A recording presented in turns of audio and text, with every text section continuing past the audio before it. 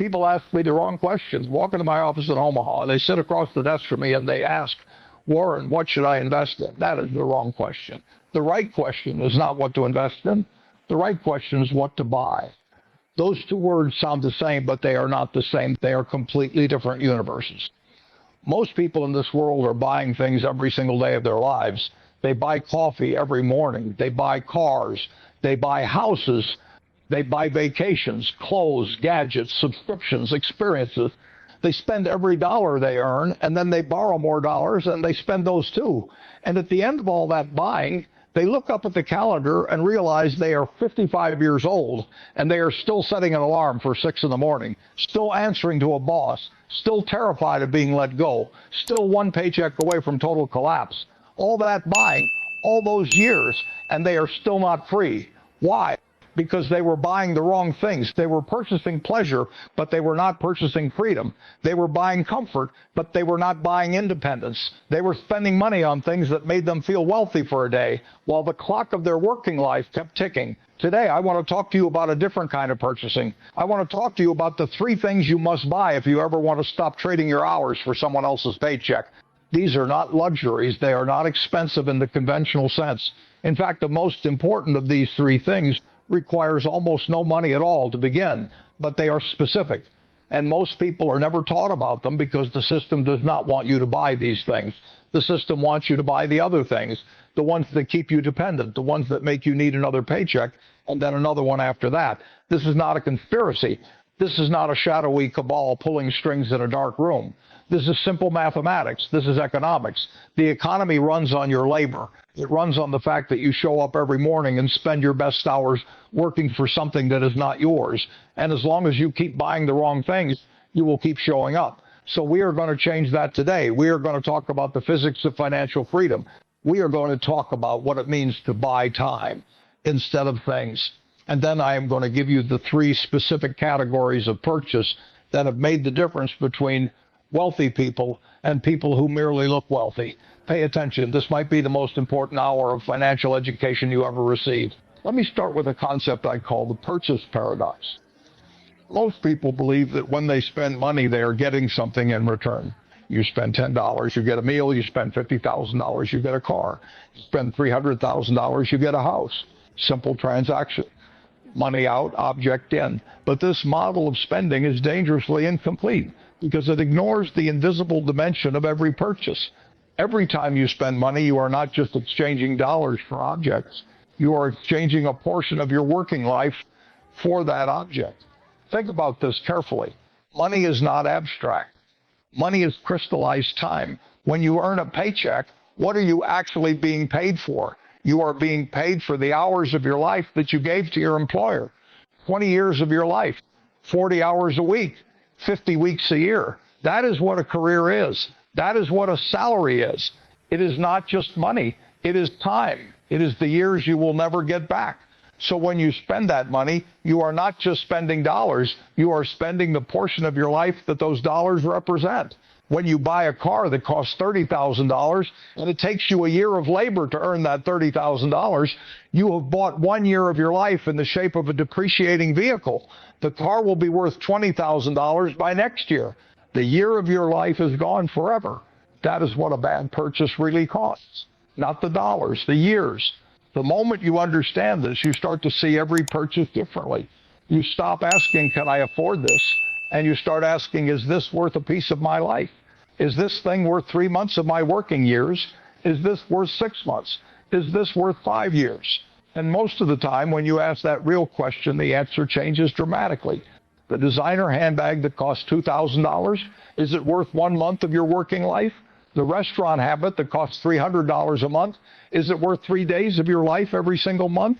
3 days that you can never have back? Most people do not run this calculation, and because they do not, they spend carelessly. They spend their lives on things that do not give their lives back. Now, here's where it gets interesting. Here is the purchase paradox. There exists a category of purchase that does the opposite of all of this. There is a type of purchase that does not consume your time. It buys it back. There are things you can spend money on that go to work for you, that generate more money while you sleep, that slowly then rapidly replace the income you currently have to earn by showing up to a job every day. This is the secret that the wealthy understand and the struggling do not. The wealthy are not buying things that deplete their time. They are buying things that multiply. They are purchasing freedom in installments. And that is exactly what I am going to show you how to do. Because before we get to the three things, you need to understand the mechanism of financial freedom. I want to explain to you what freedom from work actually means mathematically, because most people have a completely wrong mental image of it. When most people think of being free from work, they imagine a pile of money so large that they could live forever without earning another dollar. They imagine having millions stacked in an account and drawing from it slowly until they die. This is the old model. It is the retirement model. The problem with the retirement model is that it requires an enormous amount of capital. It requires decades of sacrifice. And by the time you reach it, if you reach it, your body and your mind are already old. You have created your youth for freedom. And by the time you get the freedom, you cannot do much with it. This is not what I am talking about. Financial freedom does not require an enormous pile of money. It requires a specific mathematical condition. That condition is this: your monthly passive income must exceed your monthly expenses. That is all. It is that simple. If you need $3,000 a month to live, and your investments, your systems, your assets are generating $3,001 per month without any additional labor from you, you are free. You can choose to keep working if you want, but you do not have to. The moment you do not have to, everything changes. Your relationship with your employer changes. Your relationship with your time changes. Your relationship with fear changes. You walk into the office on your own terms. You take projects that interest you, not projects that pay the bills, because the bills are already paid by systems that run without you. This is the goal. Not $1 billion, not a yacht, just a specific number. A number that, when your assets generated automatically every month, makes your labor optional rather than mandatory. Now the question is, how do you build that system? And the answer is the three things. Let us begin. The first thing you must buy is ownership. Not stuff, not experiences, not status. Ownership. Let me explain what I mean. When you go to work every single day, you are participating in a system that makes money. Your employer has a business. That business generates revenue, profit, cash flow. The business grows in value. And because you are an employee and not an owner, none of that growth belongs to you. You get paid your wage. The owners of the business get the rest. This is not immoral. This is just the structure of capitalism. And once you understand this structure, you have two choices. You can complain about it, or you can join it. I suggest you join it. The stock market is the greatest wealth transfer mechanism ever invented, not because it is a casino, not because it is a place to gamble and get rich quickly, but because it allows people with very little money to become partial owners of the most profitable businesses on earth. When you buy a share of Coca-Cola, you are not making a bet. You are buying a fraction of a business that has sold beverages to human beings for over 100 years, a business that operates in more than 200 countries, a business that has a product so embedded in human culture that people will likely still be drinking it when I am long gone. When you own a share of that business, every single day that business operates, you own a piece of its profits. The company does not ask you to come to work. It does not demand your time. It simply earns money, and a fraction of that money is yours. That is ownership. That is what the first purchase is. You must begin buying ownership of productive businesses. Now, I understand what you are thinking. You are thinking that you have $300 saved, and the stock market sounds like something for wealthy people. But let me destroy that illusion right now with mathematics. Compound interest has no minimum balance requirement.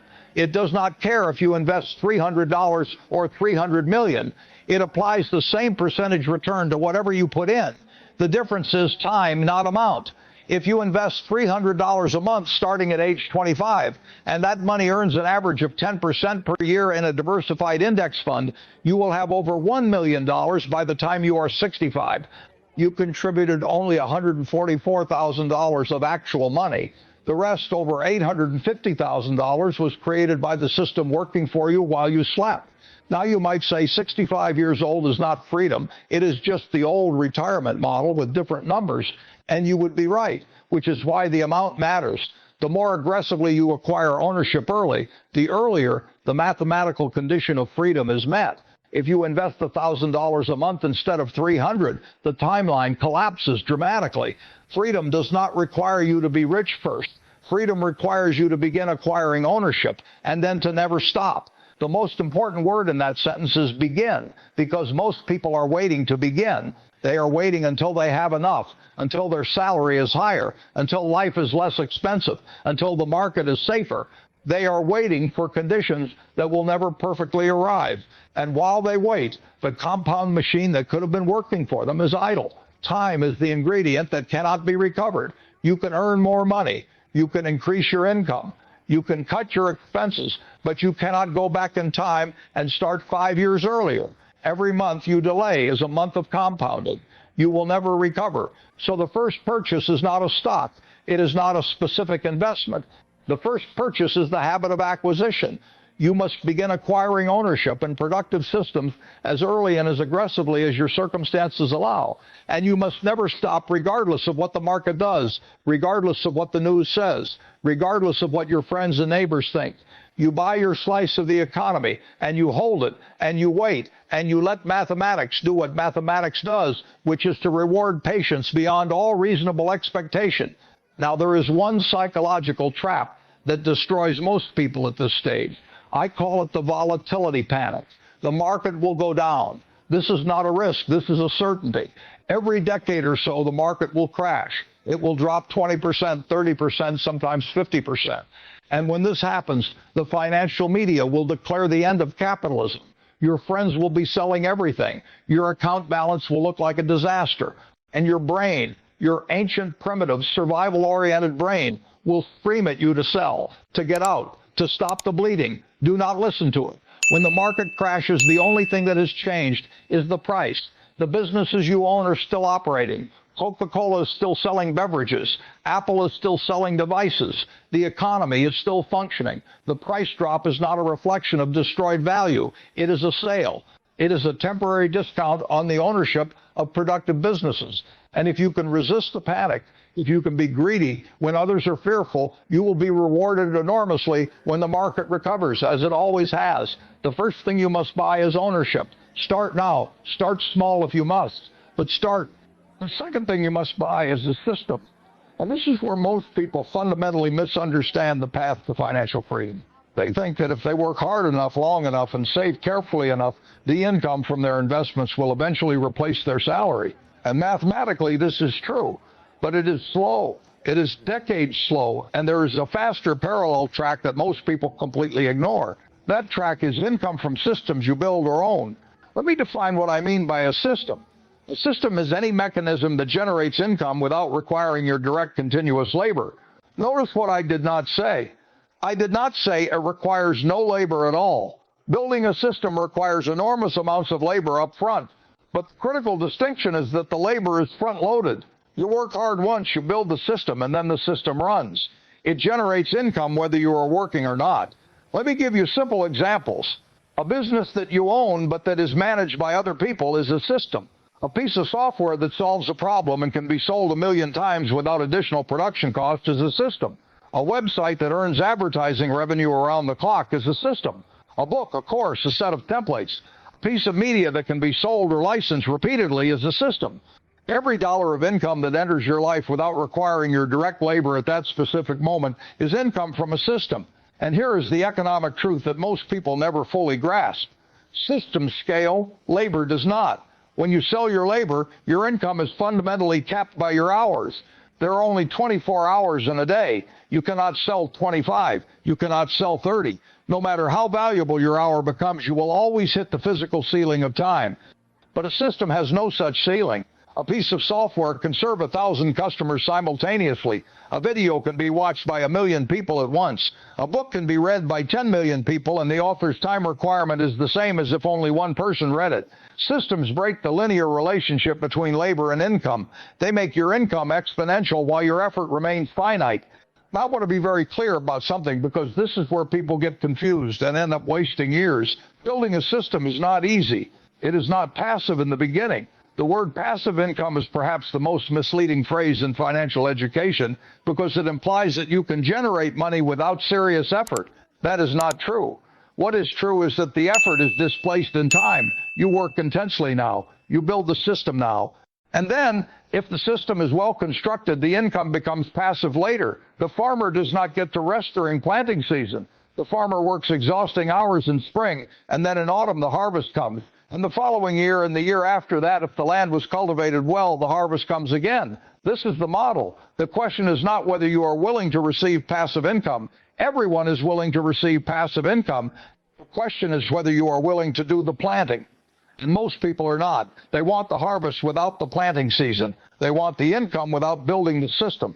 This is why most people remain employees for their entire working lives. They avoid the hard work of construction because the payoff is delayed and uncertain, and instead they choose the easy certainty of a weekly paycheck. But the weekly paycheck is a trap. It is comfortable, but it is a cage. The second thing you must buy with your time more than your money is a system, something that generates income independent of your direct hourly presence. Can be small at first. In fact, it should be small at first.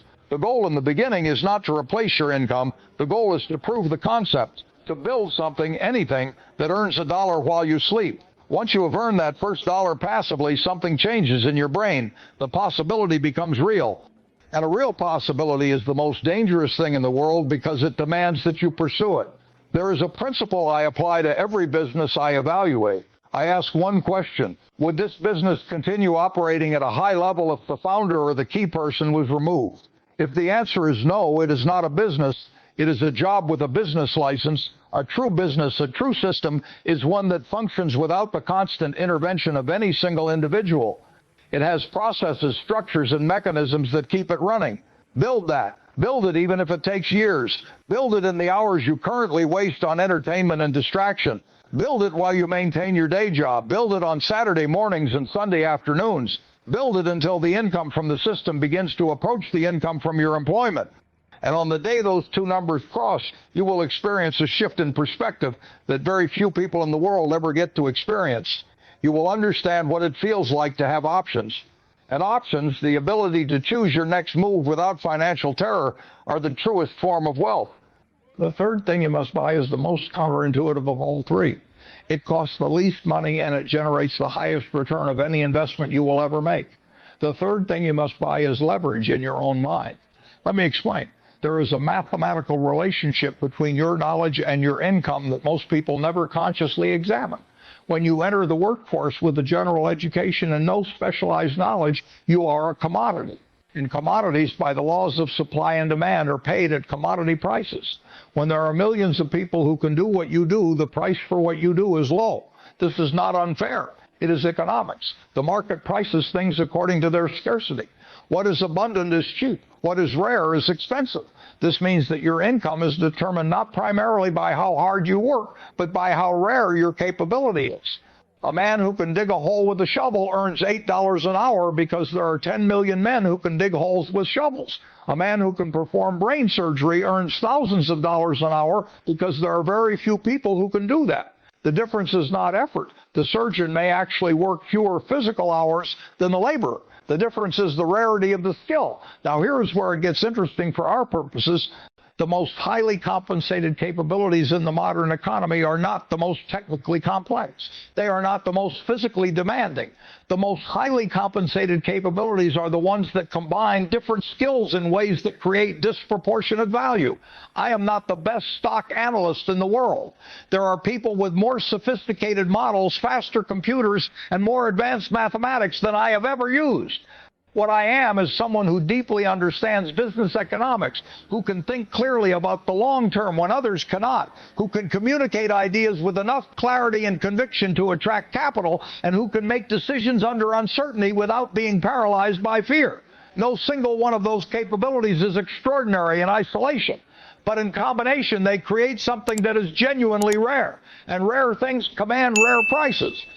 Your investment in knowledge is not just an investment in information, it is an investment in leverage. When you deeply understand something that other people do not understand, you can identify opportunities that are invisible to everyone else. You can make decisions with more confidence. You can command prices for your services that reflect the rarity of your understanding rather than the commodity price of your labor.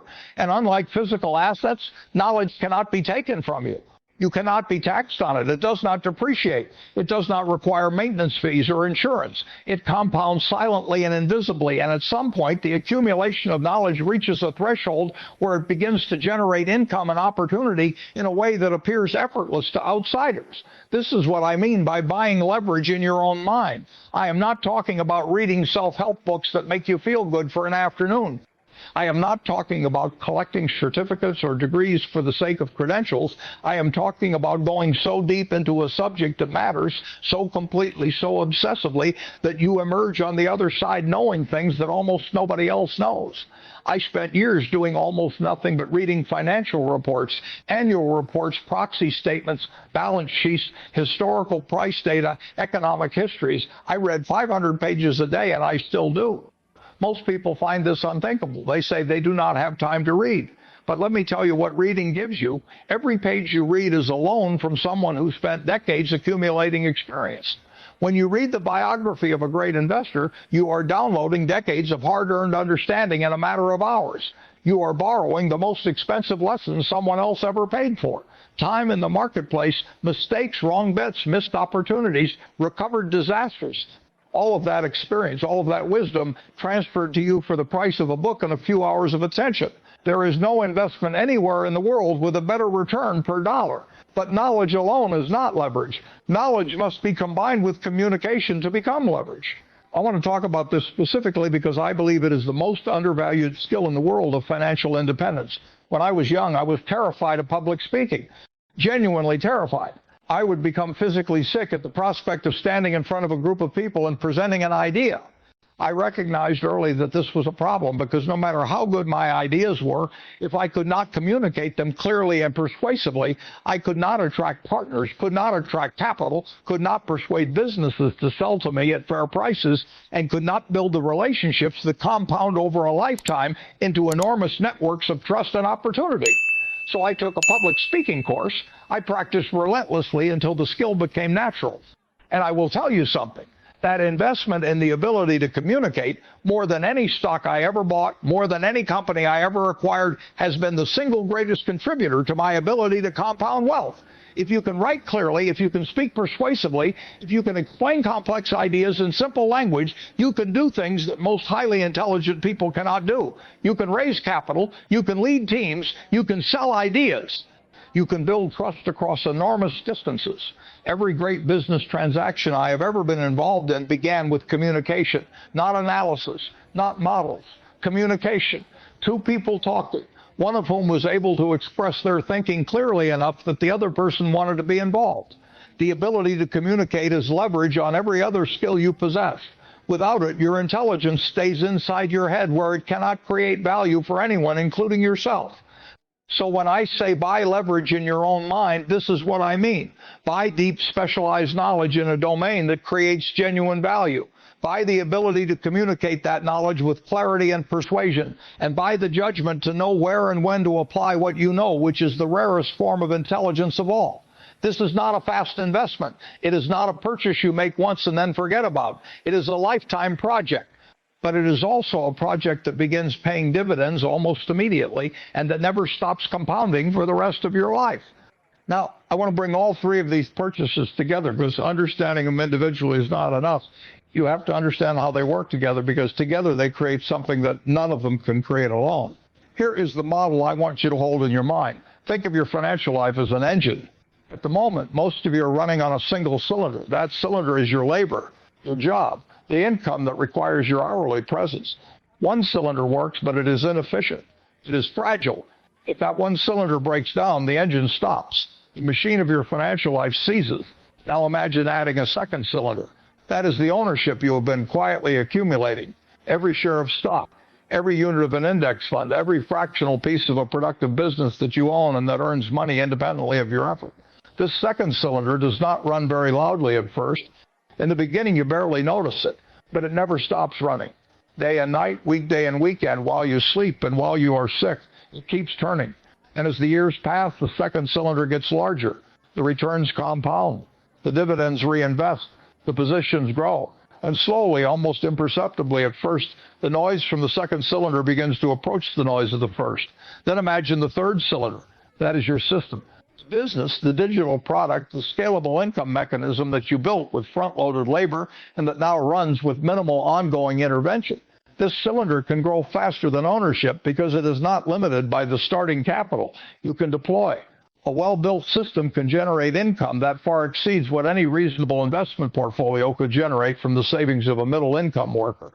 The system cylinder can grow exponentially if the underlying idea is sound and the market is large. And now the fourth cylinder, which is the leverage of knowledge and communication, this one is different from the others. It does not generate income directly. What it does is it amplifies everything else. Deep specialized knowledge makes your ownership decisions better. It helps you identify the best businesses to own and to avoid the catastrophic mistakes that wipe out decades of compounding in a single bad year. Your knowledge makes your systems more valuable because systems built on genuine expertise are harder to copy and command higher prices than systems built on generic information. Your communication skills attract partners, capital, and opportunities that would otherwise flow to someone else. The fourth cylinder does not replace the others. It makes all of them run faster. When all four cylinders are running together, you have an engine of a completely different order of magnitude from the single cylinder machine that most people run their entire lives. And the most beautiful part of this is that you do not have to build all four simultaneously. You build them sequentially. You begin with ownership because it requires the least time and can start with the smallest amounts of money. You begin quietly acquiring small pieces of productive businesses, and you keep adding to those positions without interruption. While that is running in the background, you start building your knowledge base, not randomly, with intention. You pick the domain you intend to master, and you go deep. You read, you study, you practice, you fail, and you learn from the failure. While your knowledge grows, you begin designing your system. You observe your domain for the problems that need solving, the needs that are not being met, the efficiencies that are waiting to be captured. You build a small version of the system. You test it. You refine it. You scale it if it works, or you abandon it quickly if it does not and try again. This is not a straight line. It is not a clean process. There will be false starts and wasted efforts and years that feel like nothing is moving. But this is exactly how compounding works in every domain. The early period looks like nothing is happening. The graph is flat, and then without warning, it is not flat anymore. It bends upward. And once it bends upward, it bends faster and faster because all three purchase categories are reinforcing each other. Your ownership generates returns that fund your system expansion.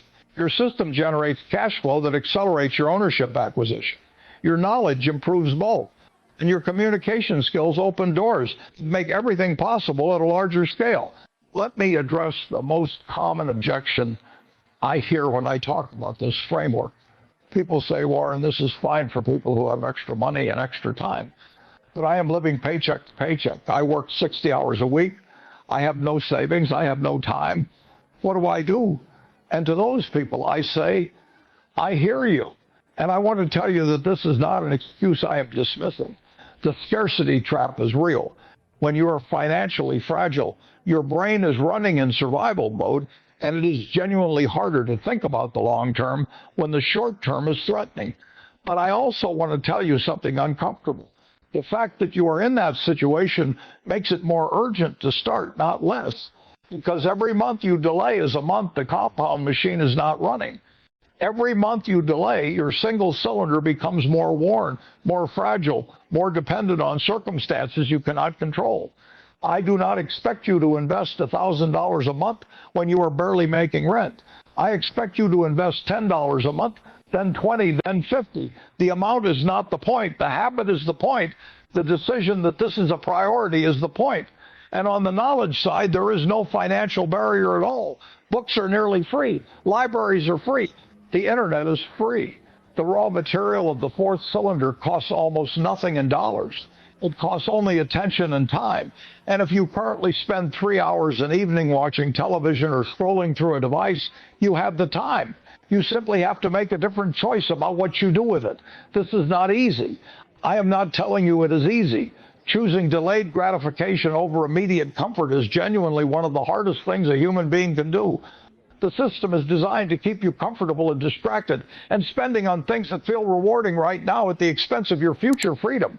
Resisting that system takes discipline, and it takes a clarity of purpose that most people never develop because most people never clearly articulate to themselves what they actually want their life to look like. So let me ask you to do that now. right now before this conversation ends.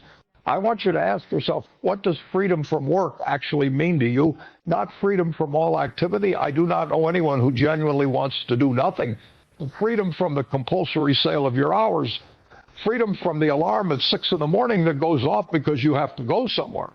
Freedom from the anxiety about what happens if you get sick, or if the company downsizes, or if the industry changes. What would that freedom mean for your relationships? What would it mean for your health? What would it mean for the things you care about but never have time to pursue? Get specific. Do not let this be a vague fantasy. Write down what you want your day to look like when you are free. Write down how much income you need your systems and ownership to generate for that day to be possible. That is your number. That is the specific mathematical target that makes your freedom concrete and achievable, rather than a dream that lives forever in the future. Because here is what I have learned in 90-plus years of observing human behavior and financial outcomes. People who achieve freedom are not the people with the highest incomes. They are not the people with the most talent or the most connections or the most luck. They are the people who decided specifically what they wanted, built a clear plan to get it, and then refused to stop regardless of how long it took or how many times the path went wrong. Let me bring this to a close with something I think about often. Imagine two rivers. Both rivers start at the same elevation. Both receive the same amount of rainfall. But one river flows through open country, moving forward, picking up volume, cutting channels deeper as it goes, until it becomes a powerful force that shapes the landscape around it. The other river gets dammed at its source. The water has nowhere to go. It fills up behind the barrier. It sits, it becomes stagnant, it evaporates. The only difference between those two rivers is whether the water was allowed to move. Your money is like that water. Your time is like that water. Your knowledge is like that water. If you dam it up, if you keep it locked in a paycheck that disappears every month on expenses that do nothing for your future, the water stagnates. But if you direct it into the three channels we talked about today, if you start buying ownership, building systems, and accumulating knowledge and the ability to communicate it, that water begins to move, slowly at first, then faster, then with a force that you could not have predicted from where you stand today. The current of compound ownership will carry you further than your effort alone ever could. The systems you build will keep generating even when you stop pushing.